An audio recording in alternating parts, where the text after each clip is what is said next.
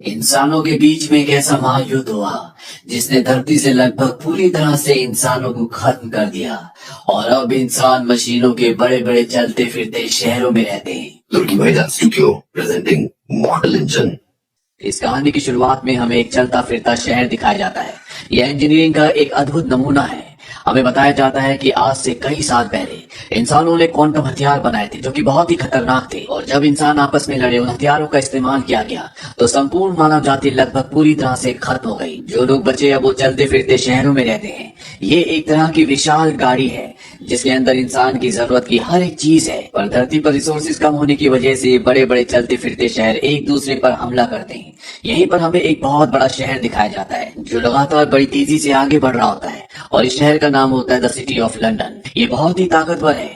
इसका जो कमांडर है उसका नाम वैलेंटाइन है। वो अपनी दूरबीन से देखता है कि एक छोटा सा शहर उनके शहर को देखकर भाग रहा है, क्योंकि वो जानता है कि ये उन्हें कैप्चर कर लेंगे। लेकिन द सिटी ऑफ लंदन लगातार उसका पीछा करती है। उसकी टेक्नोलॉजी, उसकी स्पीड, उसके हथियार सब बहुत ज्यादा एडवांस हैं। इसीलिए वो छोटा सा town the city of London से भाग नहीं पाता, और द सिटी ऑफ लंदन उसे कैप्चर करके अपने अंदर ले लेता है। ये ऐसा लगता है जैसे किसी विशाल मछली ने छोटी सी मछली को निगल लिया हो। अब जिस टाउन को उन्होंने कैप्चर किया है उसके जितने भी लोग होते हैं उन सबको बाहर निकाला जाता है, और उन्हें कहा जाता है कि तुम यहाँ पर गुलाम नहीं हो, तुम्हें यहाँ पर अच्छी जिंदगी मिलेगी, और तुम्हें यहाँ पर काम भी करना पड़ेगा। अब द सिटी ऑफ लंदन का इंजन दिखाया जाता है जो कि बहुत ही विशाल होता है, और इसी इंजन की वजह से पूरा शहर एक जगह से दूसरी जगह तक लगातार चलता रहता है। यहाँ पर जो छोटा टाउन इन्होंने अभी कैप्चर किया है, ये उसके टुकड़े करके उस इंजन के अंदर डाल देते हैं, जहाँ पर एक भट्टी चल रही होती है जो कि इस पूरे शहर का, इस पूरे इंजन का पावर सोर्स है। लंदन शहर में एक लड़का भी रहता है जिसका नाम टॉम है, जिसे पुरानी चीजें इकट्ठा करने का बहुत शौक है। टॉम के पास इस चलते फिरते शहर के कमांडर वैलेंटाइन की बेटी आती है। टॉम उसे दिखाता है कि उसके पास बहुत सारी पुरानी चीजें हैं, साथ ही साथ उसने पुरानी बची हुई ऐसी चीजें भी बचा रखी होती है जिससे हथियार बनाए जा सकते हैं, और वो उसने इकट्ठा इसलिए की होती है ताकि कोई भी इसका इस्तेमाल ना कर पाए, और सही जगह आने पर वो इन सब चीजों को फेंक दे। अब जब ये दोनों अंदर होते हैं तभी इन्हें बाहर शोर सुनाई देता है, और जब ये बाहर जाते हैं तो देखते हैं कि वहां पर उस छोटे टाउन के लोग हैं जिन्हें अभी अभी पकड़ा गया है। यहाँ पर वैलेंटाइन आता है और सबको कहता है कि तुम्हें यहाँ पर डरने की जरूरत नहीं है, तुम सब के सब यहाँ पर सुरक्षित हो। अब इसी भीड़ में एक लड़की को दिखाया जाता है जिसने अपने चेहरे पर नकाब पहना हुआ है, और ये लड़की उसी टाउन की लड़की है जिस टाउन को अभी लंदन शहर ने कैप्चर किया है। वो धीरे धीरे वैलेंटाइन की तरफ बढ़ती है, और टॉम उसे देख लेता है। वो समझ जाता है कि इसके इरादे नेक नहीं है। इससे पहले कि टॉम उस लड़की तक पहुंचता, वो चाकू निकालती है और वैलेंटाइन के पेट में मार देती है। वो वैलेंटाइन को कहती है कि तुमने मेरी मॉम को मारा था, मेरा नाम हेस्टर शॉ है।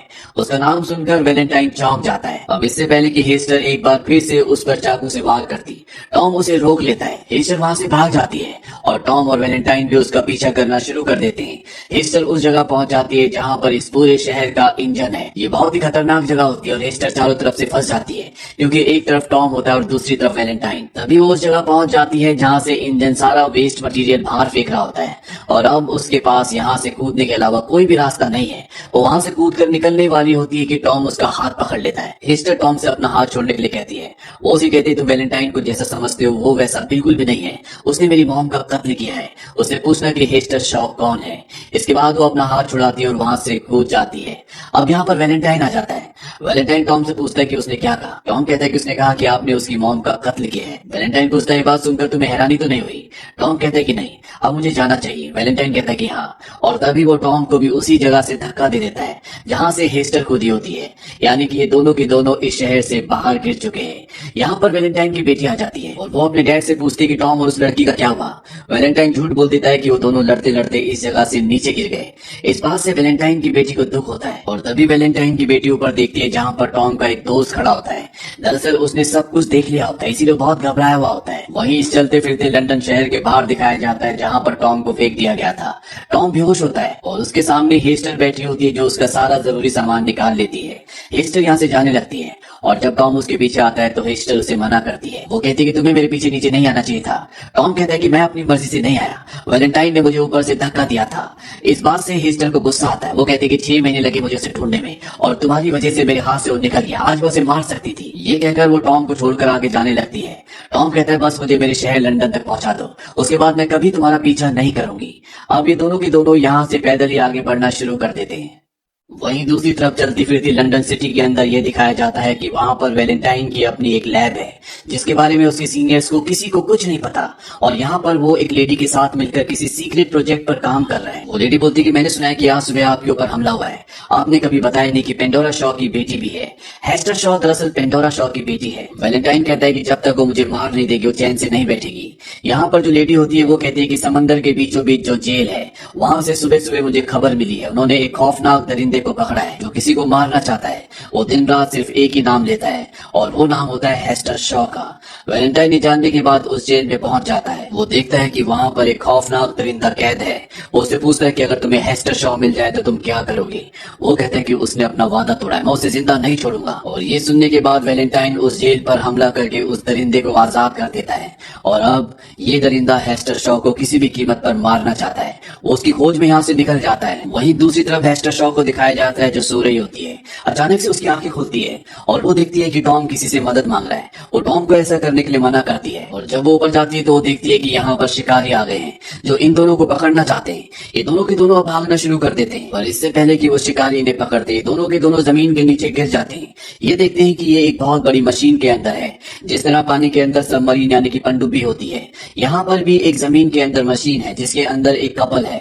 वो दोनों इनकी खातिरदारी करते हैं और इन दोनों को लेकर यहाँ से आगे निकल जाते हैं। वहीं दूसरी तरफ कमांडर वैलेंटाइन की बेटी को दिखाया जाता है जो अपने पिता के ऊपर हमले के बाद उनकी जान के लिए बहुत ज्यादा चिंतित होती है। वो टॉम के उस दोस्त के पास जाती है जिसे उसने टॉम और हेस्टर के गिरने के बाद घटना स्थल पर देखा था। वो उससे सच जानना चाहती है। वो कहती है मेरे पिता की जान को खतरा है। इस बात से टॉम का दोस्त गुस्सा हो जाता है। वो कहता है कि तुम्हारे पिता की जान को खतरा नहीं है बल्कि हमारी जान को खतरा है और तुम्हारे पिता ने टॉम को ऊपर से नीचे धक्का दिया था। साथ ही साथ वो उसे ये भी बताता है कि तुम्हारे पिता उसी तरह के हथियार बनाने की कोशिश कर रहे हैं जिन हथियारों से ये दुनिया खत्म हुई थी।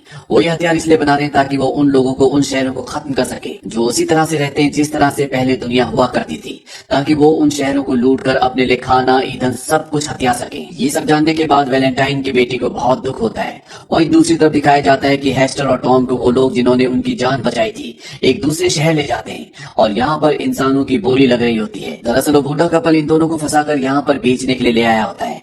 यहाँ पर इन दोनों की बोली लगना शुरू हो जाती है और तभी यहाँ पर एक लड़की आ जाती है जिसका नाम फैंग होता है। वो यहाँ पर बहुत सारे लोगों को मारकर हेस्टर को और टॉम को भागने के लिए कहती है। वो दोनों के दोनों यहाँ से भाग जाते हैं और जैसे वो बाहर जाते हैं तो उनके सामने वही दरिंदा आ जाता है जिसे वैलेंटाइन ने जेल से छुड़ाया है, जो किसी भी कीमत पर हेस्टर शॉ को मारना चाहता है। वो हेस्टर शॉ का टॉम का पीछा करता है और इससे पहले कि वो हेस्टर को मारता, फैंग एक बार फिर से यहाँ पर आ जाती है और इन दोनों को बचाकर अपने उड़ने वाले प्लेन पर लेकर इस जगह से निकल जाती है। हेस्टर फैंग से पूछती कि तुमने मेरी जान क्यों बचाई।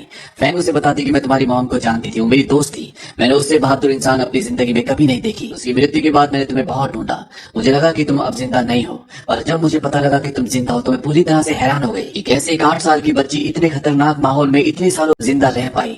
और अब मुझे सब कुछ समझ में आ गया है। दरअसल हेस्टर की मॉम के मरने के बाद जब वो भटक रही थी तो तब वो उसी दरिंदे को मिलती है जिसकी चमकीली आंखें हैं, जो अब हेस्टर को मारना चाहता है। ये जो चमकीली आंखों वाला दरिंदा होता है ये भी कभी इंसान था और इसके ऊपर कई सारे एक्सपेरिमेंट्स किए गए और अब ये पूरी तरह से एक ज़ॉम्बी बन चुका है। हेस्टर बताती है कि उस ज़ॉम्बी ने मुझे पाला पोसा बड़ा किया, हर तरह से मेरा ध्यान रखा।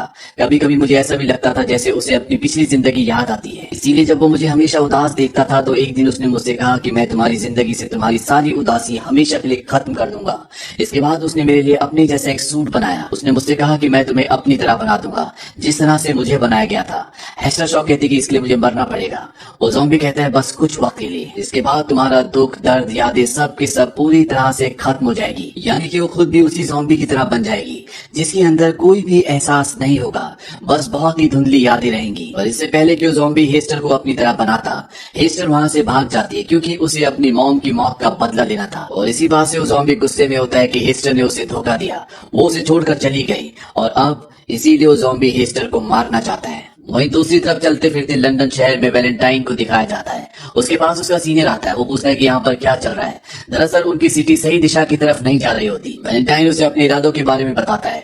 दरअसल यहाँ पर वैलेंटाइन ने मेड्यूसा को बना लिया है। मेड्यूसा वो हथियार है जिससे 60 मिनटों में इस पूरी दुनिया का अंत हो गया था और चंद ही लोग इस दुनिया में बचे थे। वैलेंटाइन का सीनियर उससे बोलता है कि तुम अपने इतिहास से कुछ भी नहीं सीखे, इससे दुनिया का सिर्फ खात्मा होगा। वैलेंटाइन कहता है कि जिसके पास मेड्यूसा होगा वही इस पूरी दुनिया पर राज करेगा, यानी कि वो इस पूरी दुनिया को अपने कंट्रोल में लेना चाहता है और इससे पहले कि उसका सीनियर उसे रोकता, वो अपने सीनियर को गोली मार देता है। और जब वैलेंटाइन ने ऐसा किया होता है तो उसकी बेटी देख लेती है कि उसके पिता ने अपने सीनियर को गोली मारी है और अब उसे यकीन हो चुका है कि टॉम के दोस्त ने जो भी कहा था वो सब कुछ सही था। उसके पिता ने सिर्फ एक शराफत का मुखौटा ओढ़ा हुआ है। वहीं दूसरी तरफ फ्रैंक हेस्टर और टॉम को अपने बेस पर ले आती है, जहां पर वो इन दोनों को अपने साथियों से मिलाती है। इन सबको अभी नहीं पता कि वैलेंटाइन का आगे क्या प्लान है।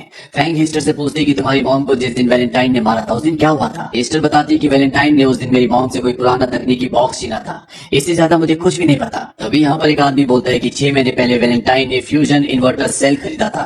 और ये सुनने के बाद टॉम को सब कुछ समझ में आ जाता है। वो पेपर पर एक स्केच ड्रॉ करता है और उसे वो हेस्टर को दिखाता है। वो उसे पूछता है कि जब तुम्हारी मॉम से वैलेंटाइन ने बॉक्स छीना था क्या उस बॉक्स के ऊपर ऐसा निशान था। हेस्टर कहते हैं कि हाँ। टॉम कहता है कि तुम्हारी मॉम को एक कंप्यूटर कोर मिला था जिससे क्वांटम एनर्जी वेपन बनाए जा सकते हैं। और यहाँ पर सब समझ जाते हैं कि अब वैलेंटाइन ने मेड्यूसा का निर्माण कर लिया है जिससे पूरी दुनिया को दोबारा से तबाही की राह पर ले जा सकता है। टॉम से पूछा जाता है कि मेड्यूसा को कैसे बंद किया जा सकता है।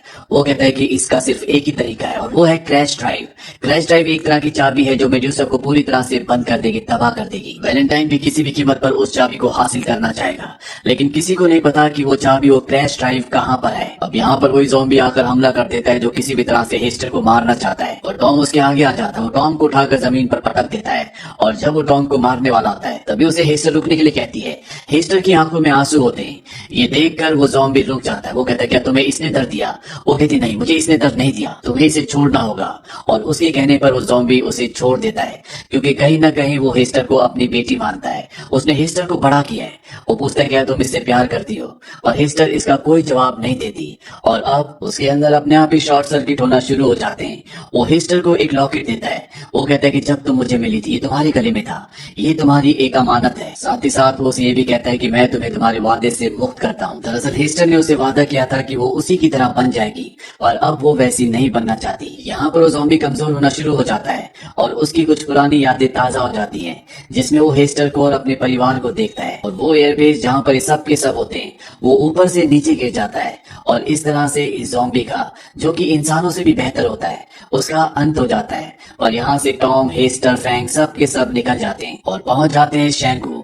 ये धरती पर एक ऐसा शहर होता है जहाँ पर इंसानी सभ्यता आज भी उसी तरह से बसती है जैसे दुनिया के विनाश से पहले बसा करती थी। यहाँ के लोग शांति प्रिय होते हैं और जब उन्हें पता चलता है कि वैलेंटाइन ने मेड्यूसा का निर्माण कर लिया है और वो इनके ऊपर हमला करने आ रहा है तो ये फैसला करते हैं कि चलते फिरते लंदन शहर को पूरी तरह से तबाह कर देंगे। हालांकि टॉम ऐसा नहीं चाहता क्योंकि वो जानता है कि लंदन शहर के अंदर बहुत सारे मासूम परिवार है और यहाँ के लोगों के पास भी अब कोई रास्ता नहीं होता। वहीं हेस्टर उस लॉकेट को देख रही होती है जो उसे ज़ॉम्बी ने दिया था, जो कि उसकी निशानी उसके पास थी और जब वो उसे खोलती है तो वो देखती है कि उसके अंदर एक ड्राइव होता है जिस पर वही निशान होता है जिसका स्केच टॉम ने बनाया होता है। वो टॉम के पास उस ड्राइव को ले जाती है। टॉम समझ जाता है ये क्रैश ड्राइव है जिससे मेड्यूसा को पूरी तरह से खत्म किया जा सकता है। दरअसल हेस्टर की मॉम ने इसे लॉकेट के अंदर डालकर उसके गले में डाल दिया था। वहीं अब वैलेंटाइन मेड्यूसा से इस शहर की दीवार पर, जिसे आज तक भेदा नहीं किया, हमला कर देता है और मेड्यूसा के हमले से दीवार पूरी तरह से ध्वस्त हो जाती है। और अब यहाँ से फ्रैंक और उसके साथी लंदन शहर की तरफ बढ़ चलते हैं। मेड्यूसा को लगातार नहीं चलाया जा सकता क्योंकि उसे चार्ज होने में कुछ वक्त लगता है। इसी बात का फायदा उठाकर फ्रैंक, हेस्टर और कुछ और लोग लंदन शहर तक पहुंच जाते हैं। फ्रैंक और वैलेंटाइन के बीच में लड़ाई शुरू हो जाती है और मौके का फायदा उठाकर यहाँ से हेस्टर उस जगह पहुंच जाती है जहाँ पर मेड्यूसा है। वहाँ पर ड्राइव फिट करने का एक पोर्टल होता है जहाँ पर MED लिखा होता है और जो हेस्टर के पास ड्राइव है उस पर लिखा होता है USA, यानी कि MEDUSA मेड्यूसा। और जब वो उसे वहाँ फिट करती है तो मेड्यूसा पूरी तरह से ऑफ हो जाता है। वहीं वैलेंटाइन फ्रैंक को मार देता है। इसके बाद वो अपनी बेटी के पास जाता है, उसे अपने साथ चलने के लिए कहता है, लेकिन उसकी बेटी मना कर देती है। वो कहती है कि तुम खूनी हो। यहाँ से वैलेंटाइन सीधा अपने फ्लाइंग ऑब्जेक्ट पर जाता है और उनका फ्लाइंग ऑब्जेक्ट उड़ नहीं पाता क्योंकि वो रस्सी से बंधा हुआ आता है। और जब वैलेंटाइन ऊपर देखने के लिए आता है तो वहाँ पर हेस्टर होती है।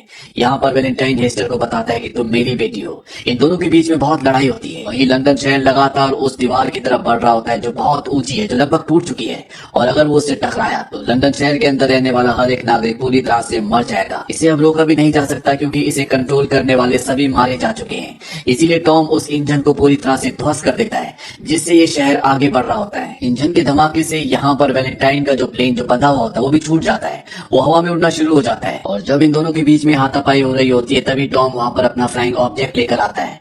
हेस्टर उस पर चढ़ जाती है और इसके बाद टॉम अपने फ्लाइंग ऑब्जेक्ट से उनके प्लेन पर एक मिसाइल छोड़ता है, जिससे उनका प्लेन क्रैश होकर नीचे गिर जाता है और वो ठीक उस जगह गिरता है जहां पर लंदन सिटी धीरे धीरे आगे बढ़ रही होती है।